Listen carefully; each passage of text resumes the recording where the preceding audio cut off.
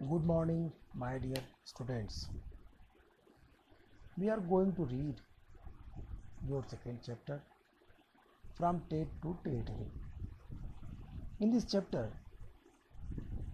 if you have read about my previous video and learn it properly with the help of your book, then you can very easily understand about the history of trade and trade, where we have also focused the two words: first trade and second territory. What is the meaning of trade and what is the meaning of territory? You know, there is no need to explain particular word because this word is very easy. In this chapter, we will read about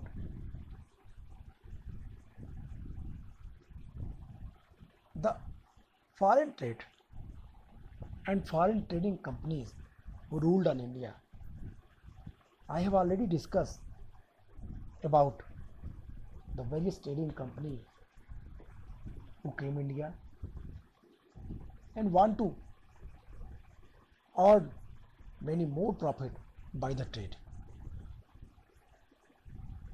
The trading companies who came India, that was Portuguese, Dutch,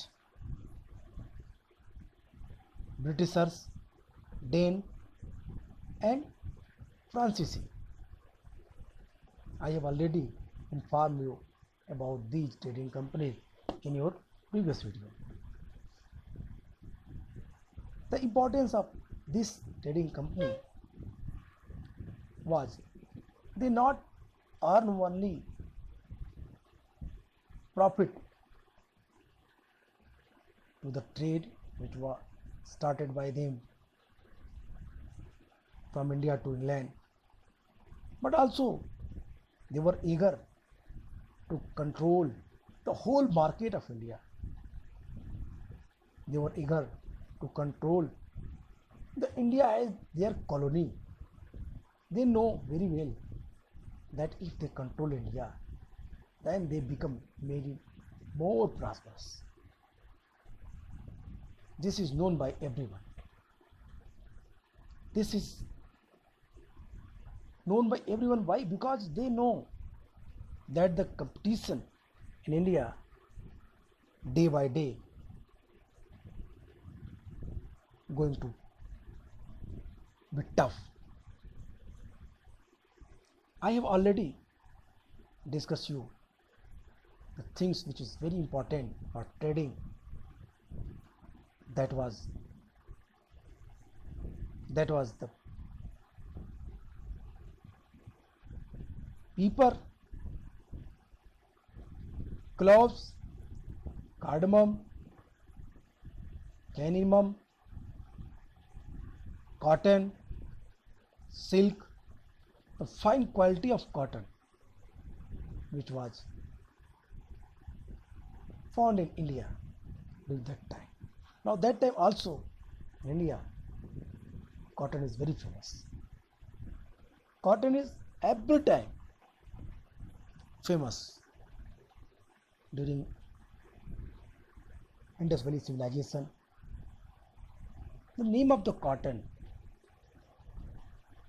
the Greek person, cotton के नाम से भारत का नाम सिंडन और भारत में सिंधु और सिंधु से India रख दिया। इसलिए भारत में ये व्यापार अत्यंत प्राचीन काल से विकसित था। इसी व्यापार को नियंत्रित करने के लिए, कंट्रोल करने के लिए, ज़्यादा से ज़्यादा प्रॉफिट प्राप्त करने के लिए British east India company Bharat में अपने पैर को मजबूती से जमाना चाहते थे। उन्होंने इसके लिए काम किया। उन्होंने बड़ी चतुराई के साथ अपने इस मंसूबे को पूरा किया। Very cleverly they complete their aim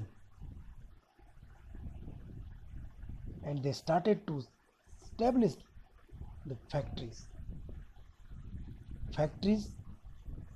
which is also given in a book. What is the meaning of factory? The factory had the warehouse where goods for export were stored, and it had official where company, merchant and traders to come and settle near the factory. It means factory वो जगह थी जहाँ पर व्यापारी आते थे, खुद बैठते थे, बातें करते थे और व्यापार के संदर्भ में उसके लिए स्ट्रेटजी बनाते थे. That is the very important. और यहाँ पे एक सब फैक्टर है, factors known at that time, factors वो लोग जो कंपनी के लिए काम करते थे, फैक्टर्स कहलाते. जहाँ बैठते थे फैक्ट्री कहेगी. क्लियर लाइन, क्लियर वर्ड, आप इसको समझ सकते. The first English factory was set up on the bank of the river Hooghly in 1651. This was the base from which the company traders, known at the time as factors, operated. The factory had a warehouse where goods for export were stored, and it had offices where company officials sat. As I inform you, as I teach you that what is the meaning of factory for the foreign traders. Actually, that was the place where they save himself very carefully. Particular place that was used as a godowns, as a office, and as a particular place where they discuss the strategy to expand their trade in India. As trade expanded, the company persuaded merchants and traders to come and settle near the merchant and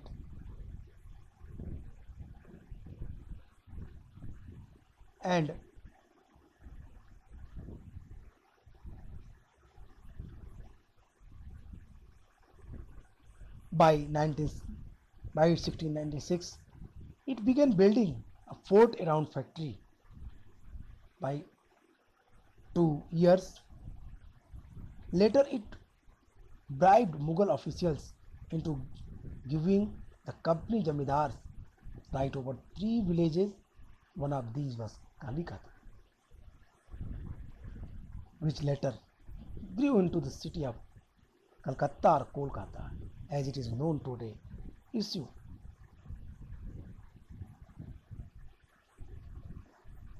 Calcutta, it was very famous place. Calcutta, it became the capital of the British Empire till 1911. It was very famous in Bengal. It proved that British established himself in Calcutta very, very clear and powerful. But even if they have some problem, they have to face in trade. They want many more income, but everywhere they were compelled to give the huge amount of price. घूस उनको देना पड़ता था, सुविधा शुल्क देना पड़ता था व्यापार के लिए, और ये चीज़ें उससे उनको प्रॉब्लम हो रही थी. उन्होंने डिसाइड किया कि क्यों ना बंगाल के नवाब शाह शुजा से जो छूट मिली थी 1651 में और 1656 में उसको निशान के द्वारा रिपीट कर दिया गया था, उससे उनको कुछ लाभ नहीं मिल रहा था. तो क्यों ना इस लाभ को अब प्रॉपर बनाने के लिए हम मुगल एम्परर से फरमान प्राप्त करें. उन्होंने औरंगजेब के पास अपनी इस कंप्लेंट को दर्ज कराई. औरंगजेब ने 2% कस्टम ड्यूटी और 1.5% जजिया के साथ 3,000 रुपये वार्षिक कर 3,000 रुपीज़ एज ए टैक्स आप दे करके बंगाल, बिहार, उड़ीसा में व्यापार कर सकते थे. इसकी छूट दे. लेकिन अभी भी इन्हें प्रॉब्लम फेस है. अब इन्हें लगने लगा था कि अब वो जब तक भारत में अपने पैर स्थापित नहीं कर लेंगे, भारत में अपने को सेफ जोन में नहीं ला लेंगे, तब तक उनको व्यापार में इनकम ज़्यादा नहीं होगी। और इसीलिए उन्होंने प्लान ट्रेड स्टार्ट की। अब उन्होंने पावर प्लानिंग की ट्रेड के लिए, और उन्होंने 1619 में जब चारनोक ने एक स्ट्रेटजी बनाई। बंगाल के सूबेदार शाइस्ता खान को 3000 रुपये वार्षिक कर के बदले, और उसी समय अंग्रेजों के लिए एक फेवरेबल इंसिडेंट हुआ कि बर्धमान के जमींदार शोभा सिंह ने रिवोल्ट कर दिया। तो उन्होंने अपनी सुरक्षा की मांग के लिए बंगाल के गवर्नर से अपने फैक्ट्री को फोर्टिफाइड करने की परमिशन प्राप्त की। केवल फैक्ट्री को फोर्टिफाइड ही नहीं किया गया, बल्कि किले पर तोप चढ़ा दी गई। ये एक बड़ी बात थी, किले पर तोप चढ़ाना, किले को सशक्त करना और यहाँ से अपनी ताकत को स्टेब्लिश करने की बात शुरू कर दी। 1698 में ग्रैंडसन औरंगजेब का अजीमुस्सान, जिससे उन्होंने एक फरमान प्राप्त किया और 3 विलेज कोलिकाता, गोविंदपुर और सुल्तानाती को 1200 रुपये में खरीद करके अपनी एक परमानेंट सेटल्ड प्लेस डेवलप किया। उस जगह का नाम, उस फोर्ट का नाम उन्होंने फोर्ट विलियम रखा, जो आगे चलकर ब्रिटिश एम्पायर की राजधानी हुई। 1700 में इस फोर्ट विलियम का पहला प्रेसिडेंट बना चार्ल्स हायर, और यहाँ से बंगाल में उनके पैर, उनकी पैठ मजबूत थी। लेकिन अभी भी उन्हें वो लाभ नहीं मिल रहा था जिसे वो चाह रहे थे। इसीलिए उन्होंने अब कुछ ज़्यादा प्राप्त करने के लिए प्रयास किया,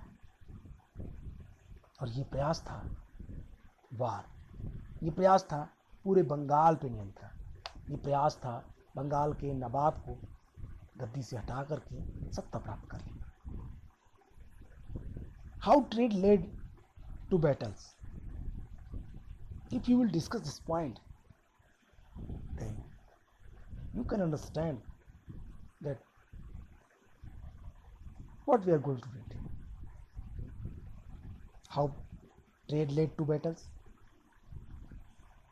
Through the early 18th century, the conflicts between the company and the Nawab of Bengal intensified. After the death of Aurangzeb, the Bengal's Nawab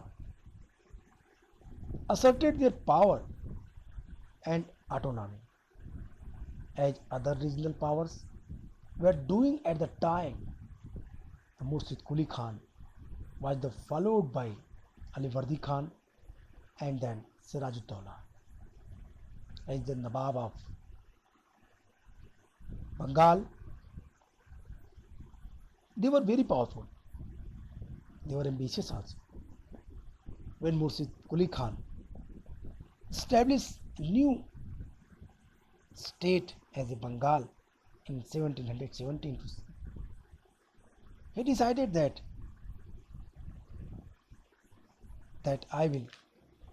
I would provide all the facilities in my state, which is important, which would be flourished our people in whole India. उसने कई सारे सुधार किए। मुर्शिद कुली खान के बाद सुजाउद्दीन, सरफराज खान और फिर अली वर्दी खान नवाब बने। अली वर्दी खान मुर्शिद के बाद एक योग्य नवाब था बंगाल का। 1740 to 1756 तक वो बंगाल का नवाब रहा। उसका एक स्टेटमेंट काफ़ी इंपॉर्टेंट आता है, जिसमें कहता है, यूरोपियों को कंपेयर करते हुए बी से कंपेयर करता है, मधुमक्खी से करता है। कहता है यूरोपियों की तुलना मधुमक्खियों से की, और कहा कि यदि इन्हें छेड़ा ना जाए तो ये शहद देंगी, और यदि छेड़ा गया तो काट काट कर मार डालेंगे। यह स्टोरी में ट्विस्ट आता है।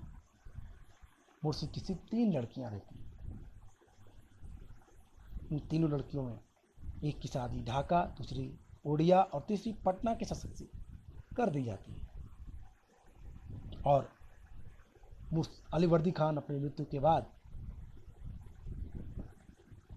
अपना सक्सेसर सिराजुद्दौला को घोषित कर दिया रहता है। तीसरा शक्तिशाली शासक सिराजुद्दौला का रैंक है। Siraj-ud-Daulah was also very ambitious. He had seen the actual situation of Bengal. When he aware of the looting of the Bengal by the Britishers, he became very angry. He decided that कि अंग्रेजों को proper व्यापार कर तो देना ही पड़ेगा, उन्हें भी अन्य व्यापारियों की तरह रहना पड़ेगा। और उसने इन सारी चीज़ों को एक फरमान के द्वारा अंग्रेजों को समझा दिया। The company on it's part declared that the unjust demand of the local officials were running the trade off the company and trade could flourish only if the duties were removed. ये चुंगी, ये duties जब तक remove नहीं की जाएंगी, Britishers को अधिक लाभ नहीं होने वाला था। एक तरफ it was also convince that the expand trade it had to enlarge its settlements, buy a village and rebuild its fort. The conflicts led to confrontations and finally the culminated in the famous Battle of Plassey. और यहाँ पे दोनों के हित टकराने लगे, दोनों के हित ब्रिटिशर्स की, और बैटल ऑफ प्लासी की पृष्ठभूमि तैयार हो गई। बैटल ऑफ प्लासी के लिए जो कंडीशन बन रही थी वो बड़ी विचित्र थी। बैटल ऑफ प्लासी को अंग्रेजों ने जस्टिफाई किया। उन्होंने एक घटना का उल्लेख किया, एक इंसिडेंट के बारे में बात की। उन्होंने कहा एक ब्लैक होल की घटना हुई बंगाल में। What is black hole incident? It was held in 20 June 1756. This incident was written by Jed Halwell. Z Holwell ने कहानी क्यों लिखी, क्या कारण थे, ये तो पता नहीं, लेकिन इतना तो क्लियर है कि ये अंग्रेजों को उकसा रहा था, अंग्रेजों को भड़का रहा था नवाब सिराजुद्दौला के अगेंस्ट। जेड हालवेल ने लिखा कि 20 जून की रात 146 अंग्रेज बंदियों को 18 फुट लंबी और 14 फुट 10 इंच चौड़ी कोठरी में बंद कर दिया। अगले दिन हालवेल सहित मात्र 23 व्यक्ति जिंदा बचे। ओनली 23 इंग्लिशमैन अलाइव उस डिब्बे से बाहर निकले। ये घटना इतिहास में ब्लैक होल के नाम से जानी जाती है। This incident famous in the history as a black hole. ये घटना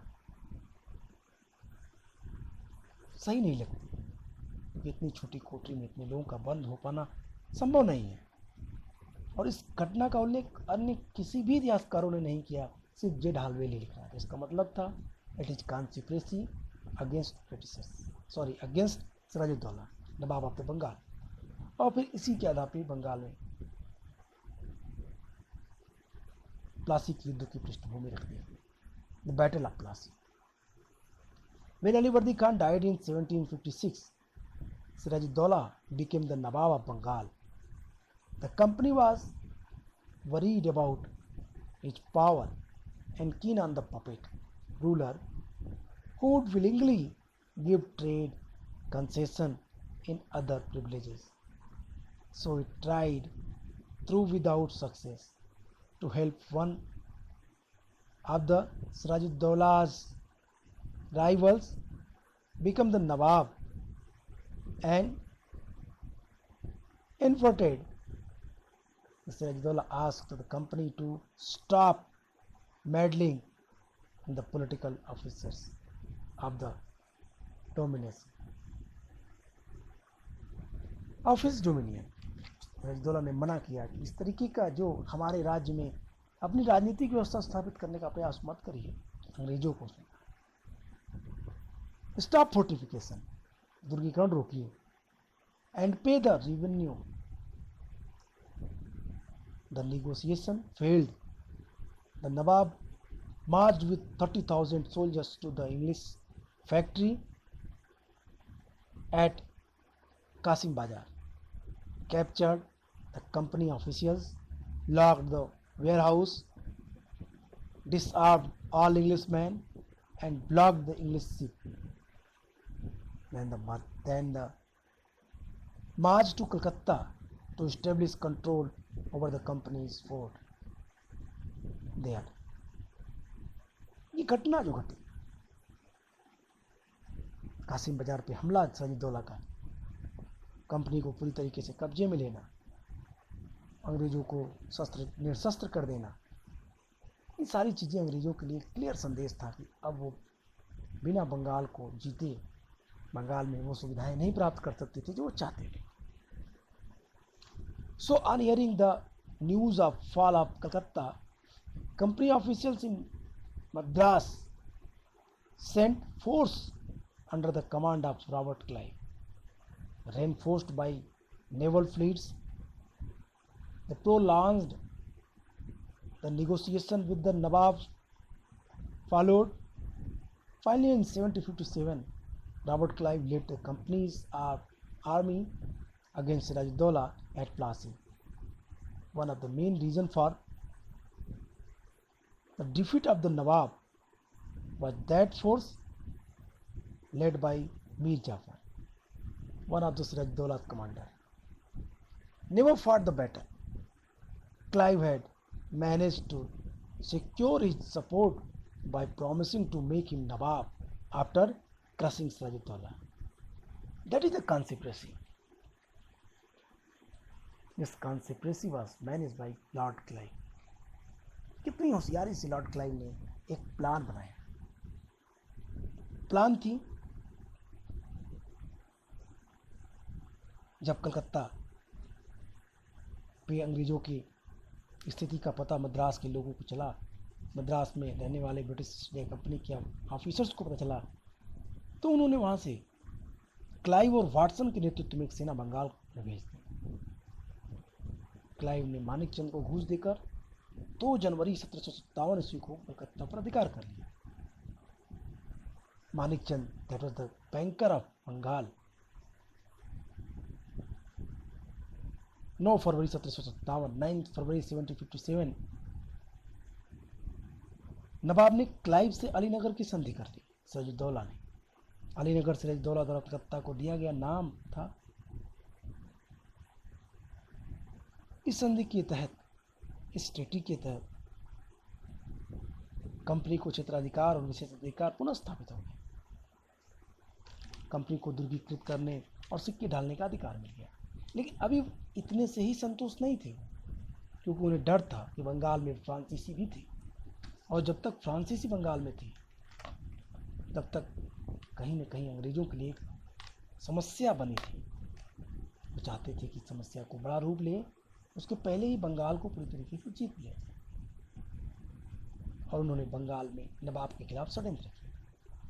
नवाब के प्रमुख अधिकारी इससे संतुष्ट नहीं थे, इस ट्रीटी से, अलीनगर की ट्रीटी से, और इसलिए उन्होंने षड्यंत्र में हिस्सा लेना स्वीकार कर लिया।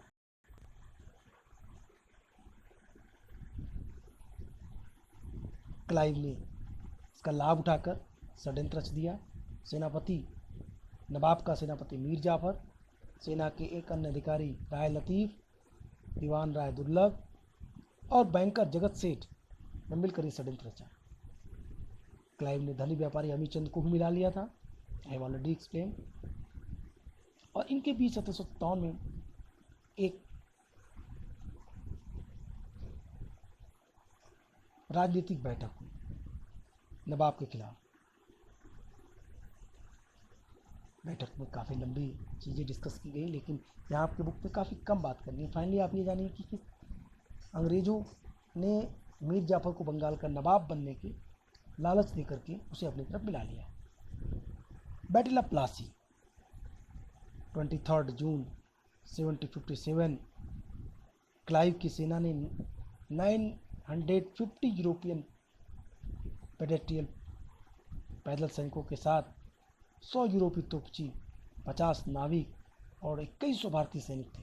क्लाइव की सेना में महज 3000 के आसपास की सेना, और नवाब की सेना थी 50,000।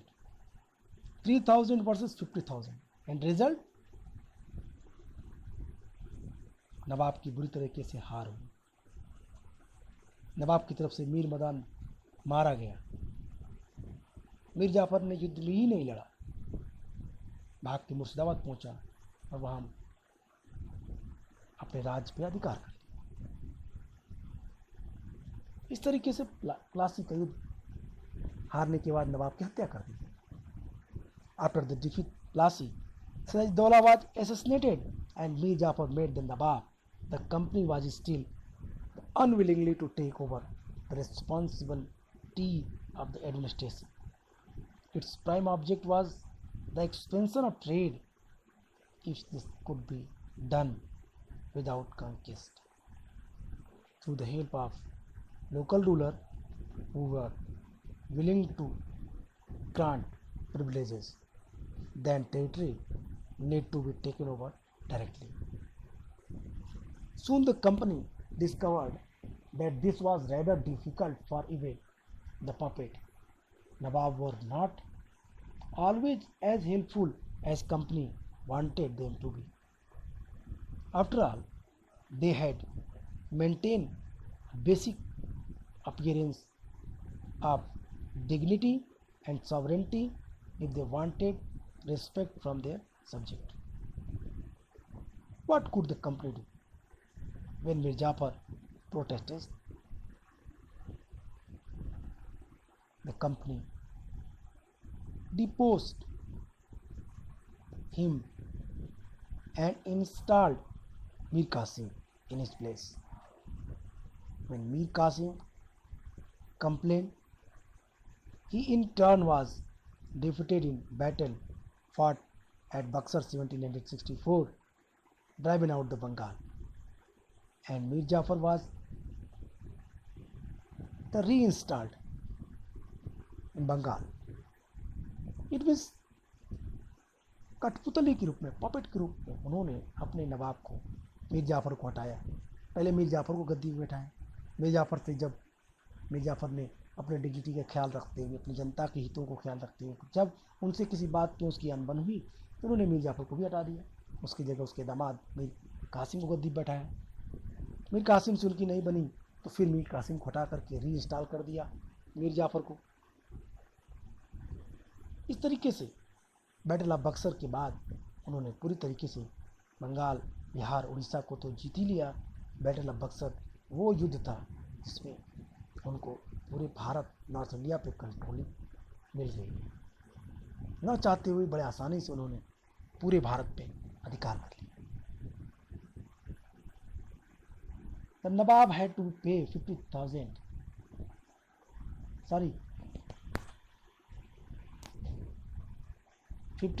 to 5 lakhs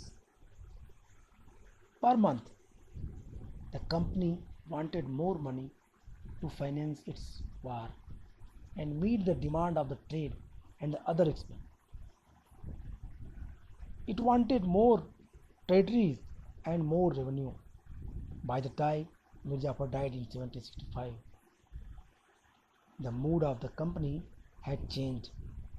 Having failed to work with puppet Nawabs, Clive declared, "We must indeed become Nawab ourselves." Finally, in 1765, the Mughal emperor appointed the company as the Diwan of the provinces of Bengal. The Diwan allowed the company to use the vast revenue resources of Bengal. This solved a major problem that company had earlier.